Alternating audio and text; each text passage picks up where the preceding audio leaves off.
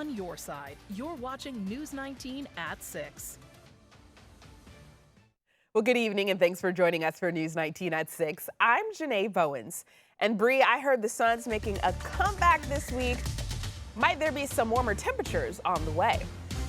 A little bit warmer, but still going to be feeling like fall. Sunsets out there tonight are, well, we're actually past sunset now, believe it or not, but very nice looking bright colors in Aiken. Newberry a little on the darker side, more of those clouds blocking some of that light. But in the Columbia, Sumter area, actually getting some rainfall, raindrops on the camera, so not getting quite as many of those pretty colors. But out there for today, our high temperature was 64 degrees, so a little cooler than our normal high of 71. The low temperature this morning, 35 degrees, so definitely a chilly start to the day today. 10 degrees below normal. It was actually cold outside this morning. Temperatures across the Midlands are in the low to mid 50s. 52 in Winsboro, 57 in Columbia, 55 in Orangeburg. We're all going to continue to cool down for the night. The only area that's still at 60 is Bishopville, so they're going to cool down back into the 50s very soon. But looking at the next several hours and as we head into tomorrow, 8 a.m., we're starting in the 40s. We're going to climb into the upper 60s tomorrow, so a comfortable afternoon ahead of us. And we're going to continue to see those temperatures cooling by the time we get past sunset. So after 5:36, we're going to be back in the lower 60s, upper 50s as we get more of that dark hours. But looking out there right now for our surface analysis map, we have a cold front still just to our west right now, going right over Atlanta and down through central Georgia. That is bringing us those scattered showers, pretty isolated mostly, but it is going to continue to move into our area. Here's what we're seeing right now across the Midlands. So right now, if you're in the eastern Midlands, you're actually seeing some rainfall. So Sumter getting some pretty steady rainfall right now. That is pushing it to the east, though, so we are going to continue to see some drier conditions as we head into later tonight. If you're in the western Midlands, you're not dealing with any rainfall at all, and actually you're right on the edge of that clearing of the cloud cover. But looking at the next 7 days, we are not expecting much rainfall. Isolated showers possible tonight, heading into early tomorrow morning. And then after that, plenty of sunshine through next week. We could see a little more clouds by Friday or Saturday, but we're not expecting any of that rainfall across the Midlands. So not expecting much for any interruptions to plans you may have for the entirety of this week. But looking at our forecast tonight, we're going to continue to see those clouds clearing out from west to east. So eastern Midlands still could see a few showers by 8. But as we head into 11, even midnight, we will see some more of that clearing. As we start the day tomorrow, we could get a little bit of cloud cover, which could bring an isolated shower or two, but still mostly dry as we start the work week. And by lunchtime tomorrow, everyone will be seeing that sunshine. We are going to be seeing a drier than normal end or start to November and heading into the middle of November. So this doesn't help our drought situation. We still really need some rainfall. So we would like for this to be maybe on the other end of the extreme, but it is going to be much drier than normal as we head into November. Mostly clear skies tonight, lows in the low to mid 40s.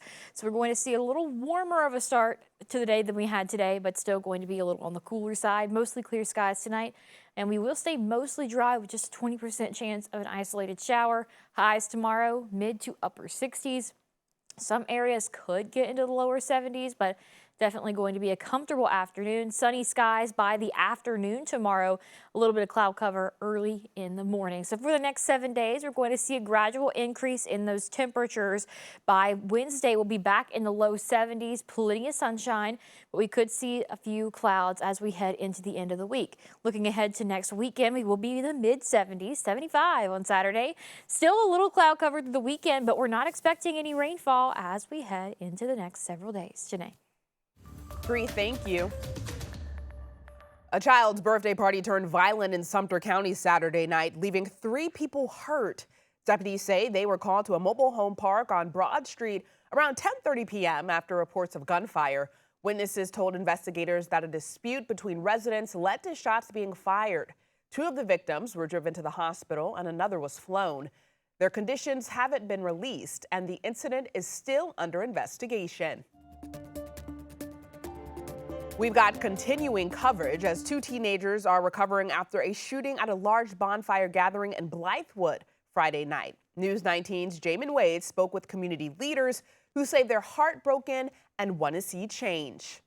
The Richland County Sheriff's Department says hundreds of people were at a bonfire off of Wilson Boulevard when shots were fired, leaving 2 juveniles hurt. Deputies say they responded to the 11,000 block of Wilson Boulevard around 10:45 Friday night. When they arrived, they found 2 young victims with gunshot wounds to the upper body. Both were taken to the hospital. This community is definitely going through a change, but my heart and prayers are definitely out to that family and those individuals. Mayor Sloan Griffin says events like this are a reminder of why the community needs to come together. You should be able to send your kids or walk with your kids and enjoy a moment of dressing up, enjoying that holiday, eating plenty of candy, and having small gatherings. But unfortunately, you see what happened. Community mentor Corey Dwyer says violence like this is devastating for families across Blythewood. I mean, it hurts. It hurts because, like, if you care about the community the way you say you do, like, everybody's lives matter. Every situation matters, even the way you carry yourself. The Sheriff's Department continues to investigate, asking anyone with information to call Crime Stoppers or submit a tip to Crime Stoppers. Again, deputies say both teens were taken to the hospital, but there are no words on their conditions. In Blythewood, Jamin Wade, News 19 WLTX. And SNAP benefits have run dry for hundreds of thousands of South Carolinians. According to the governor's office, that's about $104 million in aid that won't reach families who depend on it. Experts say South Carolina already ranks 7th in the nation for food insecurity, and the government shutdown is making matters worse. Now, many in the Midlands say they're frustrated and worried about what comes next. It's a high concern for me and my family and my loved ones, because our clients that come to us, they're not just clients. It's not just strangers off the streets. You know, we've built relationships with them over time, so their concerns and worries becomes ours as well, especially going into the holidays. It should be a family going without a Thanksgiving turkey around their table. If you'd like to help or if your family needs assistance, we've put together a list of resources. You can find it right now on WLTX.com. Election Day in South Carolina, 2 days away, and over in Sumter, all eyes are on the town council race in Mayesville, with 4 candidates looking for a chance to fill 2 seats. Rotisha Benjamin, Shamika Hamlin, Janice Prince, and Shirley Wise are all candidates on the ballot in Mayesville. News 19 spoke to 3 of the candidates. Benjamin was not available for interview. Each had their own priorities and discussed how they plan to bring change to the town. Topics they are passionate about, including infrastructure, education, and housing. The town decided that we wanted change, so we voted our mayor, Chris Brown, into the seat for our mayor. And so far, he's not having any cooperation from the council people. It's just them against him. So I want to work with him and work with other council members so that we can actually get something done for the town of Mayesville. It's our citizens that we're working for. First thing I would like to do is to pool the citizens of Mayesville and see what they would like to do first, because everything, we are working for the citizens of Mayesville, and they come first. And before, it was nothing done for the citizens of Mayesville, and I would like to see that to happen. So I want to see more growth in our town. I want to see more activity for the children. I want to see more on board, like I say, as far as event festivals that can draw funds into our town, which, you know, we don't have to build things so that we can create more for our town. Coming up at 11, we'll hear more from the candidates in the race for the town council seat.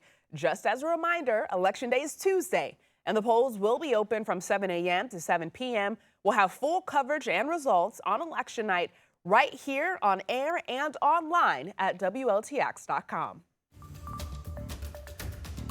Well, taking a look ahead into the news that will impact you. Tomorrow, the South Carolina Department of Education will be releasing its 2025 SC School Report Cards. The school report cards provide insights into student performance and school quality for the 2024 to 2025 school year. That press conference will be held at 10 a.m. at Annie Burnside Elementary School. Also tomorrow, Gamecock women's basketball will begin to eye another title as their new season officially starts. The Gamecocks will take on Grand Canyon University in a game that will be a head-to-head matchup against the Gamecocks' former assistant coach, Winston Grady. Tip-off is set for 7 p.m. at Colonial Life Arena, and the first 3,000 fans get a free Where Them Fans At fan. And speaking of the Gamecocks, head coach Shane Beamer announced today that offensive coordinator Mike Shula has been relieved of his duties effective immediately. Beamer promoted Shula to offensive coordinator last December after he served as an offensive analyst and senior assistant. The Gamecocks have 3 games left in the regular season, following an open week ahead. So, what is our work week looking like, Bree? A little bit of a cooler start, but we are going to stay mostly dry. Comfortable afternoons ahead of us as well. We are going to see after tomorrow morning, we get a little bit of isolated showers. We'll get plenty of sunshine through the second half of Monday and throughout the next several days. So maybe a little clouds on Friday, but definitely staying dry. We'll see those highs in the mid-70s as we head into the week. So a little warmer than we've had the last couple of weeks, a little warmer than normal for a change. Nice.